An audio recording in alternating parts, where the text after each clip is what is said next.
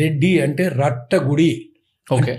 కన్నడలో భాషలో రట్టగుడి అంటే భూమిని గుత్తకు తీసుకున్న వాళ్ళు, ల్యాండ్ భూమి కుత్తేదారు, ల్యాండ్ కాంట్రాక్టర్.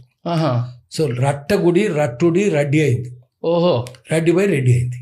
సో అది కులం కాదు, దాంట్లో అందరు ఉండొచ్చు, కాపులు ఉండొచ్చు, కమ్మలు ఉండొచ్చు, వెలమలు ఉండొచ్చు, ఎవరైనా ఉండొచ్చు, రెడ్డి కూడా ఉండొచ్చు. రెడ్డి ఒకటి కాదు కదా, ఒడ్లేని రకాలు రెడ్లని రకాలని సామెత ఉంది.